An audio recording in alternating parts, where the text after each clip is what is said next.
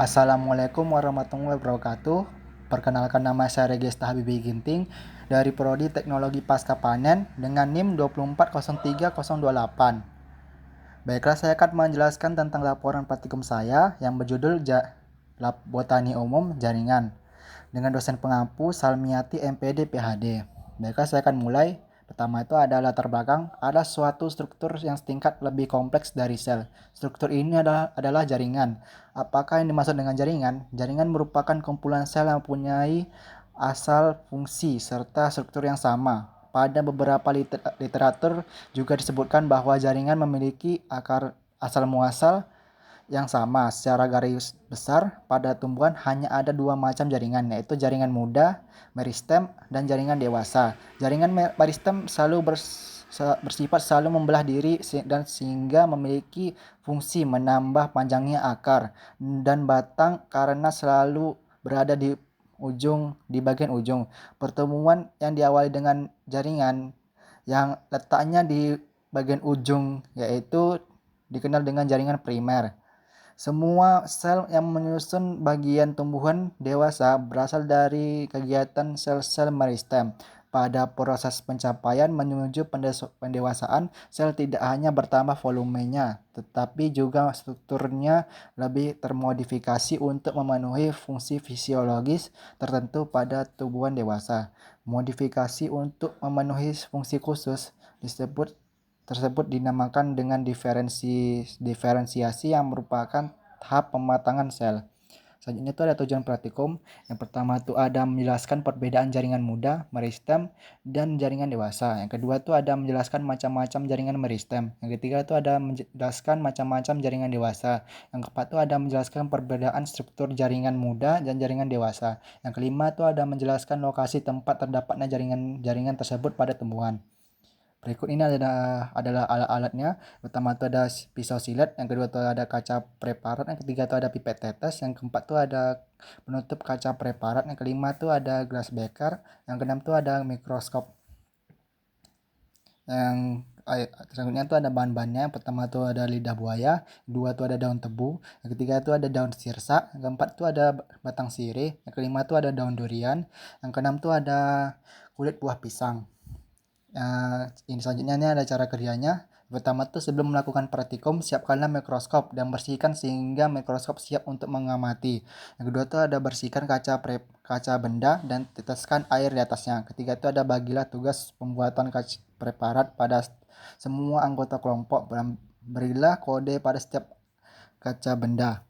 Yang keempat tuh ada ambillah satu buah helaian daun, kemudian disilat daun duriannya itu setipis mungkin. Setelah disilat daunnya itu diletakkan di atas kaca, baru setelah diletakkan di atas kaca, sampel daun itu diteteskan pakai pipet tetes, baru tutup lagi pakai kaca penutup kaca, baru tutup lagi pakai penutup kaca, baru setelah itu diletakkan atas mikroskop, baru diamatilah di situ digambar sketsanya. Selanjutnya itu ada membalikkan mikroskop pada tempatnya setelah mematikan sumber daya, membersihkan meja dari sisa-sisa air menggunakan lab flannel. Tiga itu ada membersihkan lensa okular dari sisa-sisa lemak yang menempel dengan menggunakan kertas lensa. Yang keempat itu ada mengembalikan tuas diafragma pada posisi min dan kondenser pada posisi terjauh dari meja benda. Kelima itu ada mengunci skrup pemutar lensa okul. Ini ada video pengamatannya.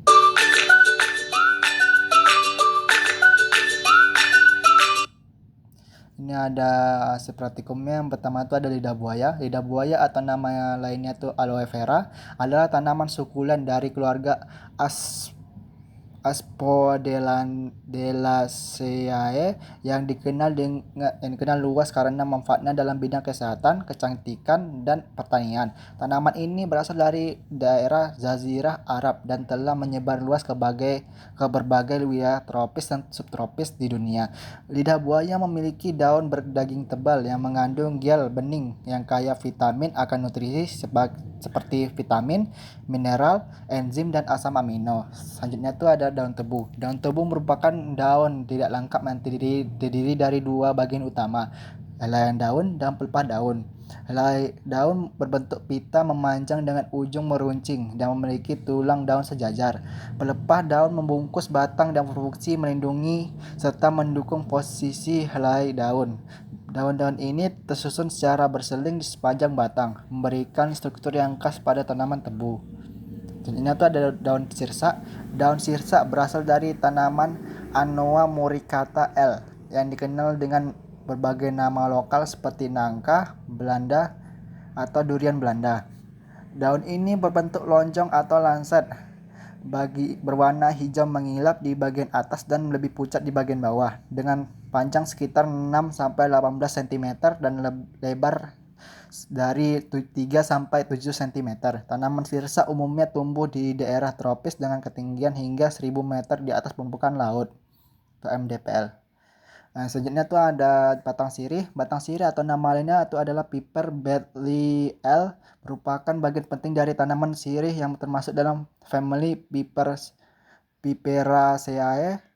Tanaman ini dikenal sebagai tumbuhan merambat yang sering ditemukan di berbagai wilayah tropis termasuk Indonesia. Morfologi batang sirih bentuk dan warna batang sirih berbentuk bulat kehijauan, berwarna coklat batangnya.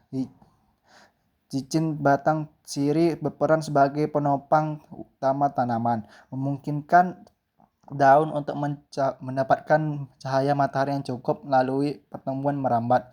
Dan itu batang juga menjadi tempat keluarnya akar-akar adventif yang membantu tanaman menempel pada permukaan vertikal. Dan ini tuh ada daun durian. Daun durian yang berasal dari tanaman Durio zibethenius yang dikenal sebagai juga ada istilah itu raja buah di kawasan Asia Tenggara. Daun ini memiliki bentuk lonjong atau lancet dengan ujung yang lancip dan pangkal membulat.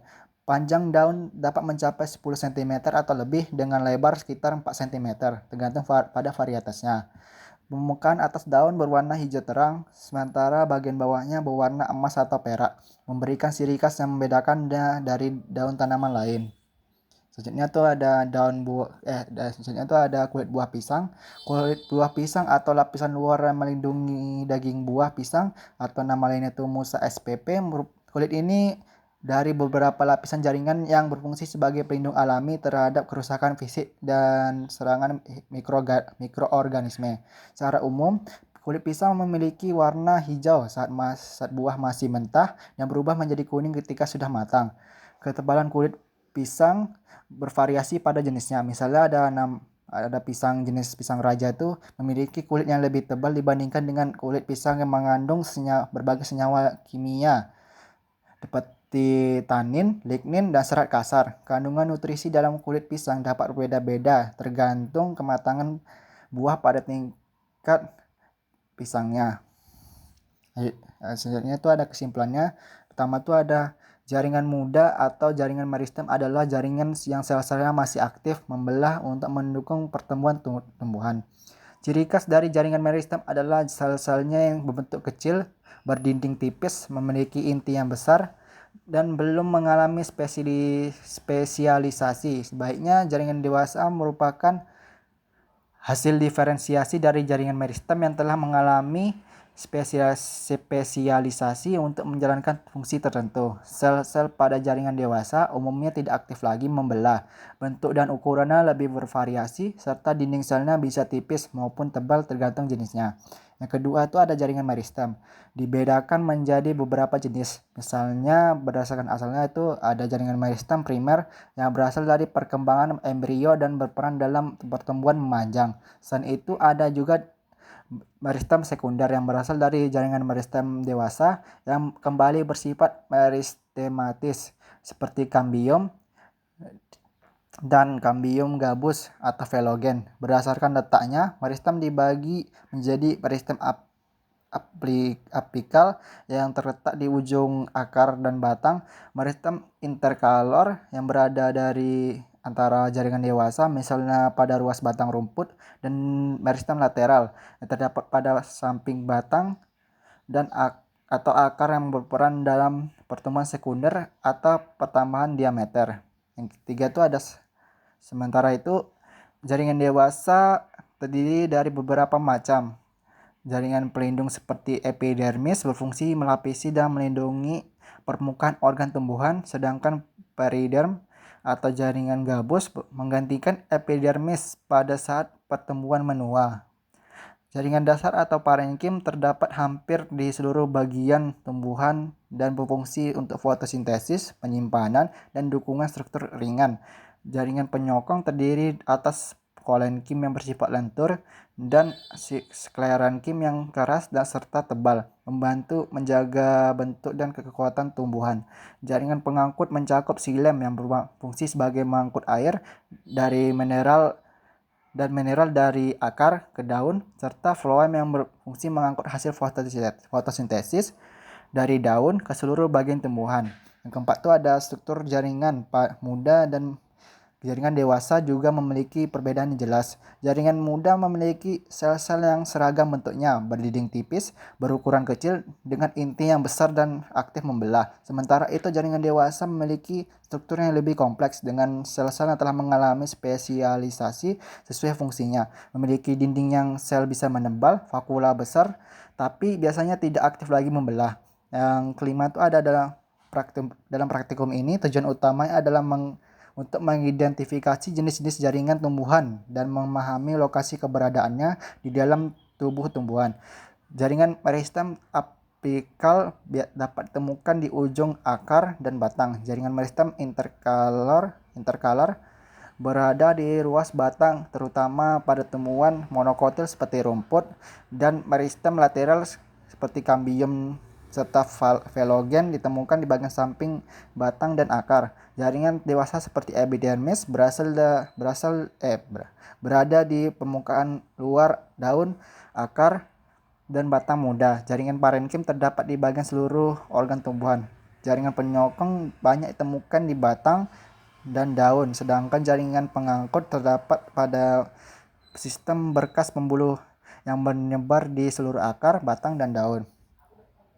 Habis itu ada daftar pustakanya yang saya dapat dari beberapa website. Yang pertama itu ada Universitas Islam Negeri Sultan Syarif Kasim tahun 2018, bab 2 tinjauan pustaka morfologi tanaman pisang Musa SPP yang dapat diakses dari link ini. Yang kedua itu ada Taman Digital Fakultas Pertanian UNAN tahun 2021, Durian Durio Zibet News dapat diakses dari link ini. Yang ketiga itu ada Source Findo Conservation tahun 2021, Piper Bentley dapat diakses dari sourcefindo.conservation.co.id. Yang keempat tuh ada Universitas Muhammadiyah Purwokerto tahun 2022 di bab 2 tinjauan pustaka dapat dari ini asas ini. Terus terakhir ada Wikipedia bahasa Indonesia lidah buaya. Yang selanjutnya saya dapat juga dari jurnal atau cuma satu buah, yaitu Dasatep UB tahun 2015 yang tentang daun sirsa Annona muricata L. Sekian video laporan praktikum saya. Lebih dan kurang saya mohon maaf. Wassalamualaikum warahmatullahi wabarakatuh. Terima kasih.